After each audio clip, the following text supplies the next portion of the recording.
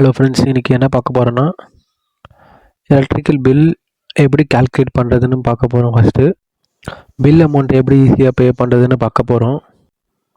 இந்த இமேஜில் பார்த்தீங்கன்னா யூனிட் வைஸ் ரேட் என்னன்னு போட்டிருக்கு, என்ன பர்சன்டேஜ்னு இருக்குது. ஃபஸ்ட்டு பார்த்தீங்கன்னா 1 to 100 பார்த்தீங்கன்னா 0 ரேட்டு. தென் 101லேருந்து 400 வரைக்கும் பார்த்தீங்கன்னா 4.7%. அண்ட் தென் 401லேருந்து 500 யூனிட் வரைக்கும் பார்த்தீங்கன்னா 6.3. அதேமாதிரி 501லேருந்து 600 யூனிட்டுக்கு 8.4. 601லேருந்து 800 வரைக்கும் 9.45 யூனிட். இந்த இமேஜில் ரேட் ஆஃப் பர்சன்டேஜ் மட்டும் பாருங்கள், அமௌண்ட்டை பார்க்காதீங்க. கால்குலேட் பண்ணுறதுக்கு இந்த வெப்சைட் வந்துடுங்க. வெப்சைட் வந்துட்டு கன்சியூம் யூனிட்டில் எவ்வளோ கன்சியூம் பண்ணியிருக்கீங்கன்னு அந்த யூனிட் டைப் பண்ணிக்கலாம். டைப் பண்ணி கால்குலேட் கொடுங்க. கொடுத்தீங்கன்னா உங்களுக்கு இதுமாரி டிஸ்பிளே ஆகும். கன்சியூம் யூனிட் பார்த்தீங்கன்னா 413 இருக்குது. அண்ட் தென் டோட்டல் சார்ஜ் 430 பார்த்தீங்கன்னா 2179 இருக்குது. நியூ ரெகுலேஷனில் 200 யூனிட் ஃப்ரீன்னு இருக்குது. 430ல் 200 யூனிட் மைனஸ் பண்ணிங்கன்னா ஃபைனல் அமௌண்ட் பார்த்தீங்கன்னா 1129 ருபீஸ் வருது. இந்த அமௌண்ட் தான் நம்ம பே பண்ணோம். நியூ ரெகுலேஷனில் new slab wise right hand side display ஆகுது.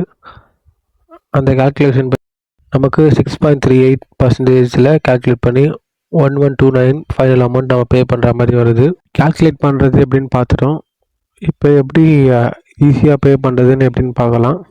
டிஎன்பிடிசிஎல் ஹோம் பேஜ் வந்துடுங்க. ஹோம் பேஜில் இங்கே பார்த்தீங்கன்னா குயிக் பேன்னு இருக்குது. குயிக் பேயில் கிளிக் பண்ணிங்கன்னா நெக்ஸ்ட் பேஜ் இதுமாதிரி தான் டிஸ்பிளே ஆகும். இந்த பேஜில் நம்ம கன்சியூமர் நம்பர் டைப் பண்ணோம். இந்த இமேஜில் பார்த்தீங்கன்னா இபி கார்டு இருக்குது. இபி கார்டில் மேலே ஒரு நம்பர் இருக்கும். அந்த நம்பர் தான் கன்சியூமர் நம்பர் இருக்கும்.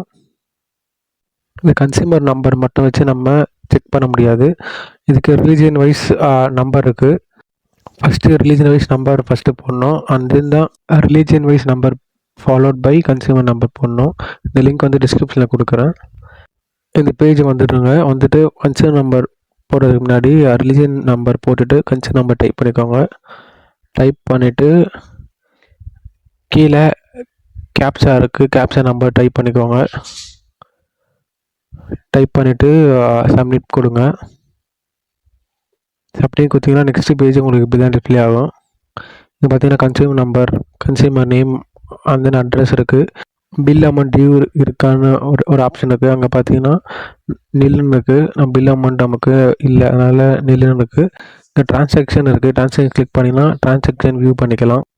நெக்ஸ்ட் வீடியோவில் பில் அமௌண்ட் எப்படி பே பண்ணுறதுன்னு பார்க்கலாம்.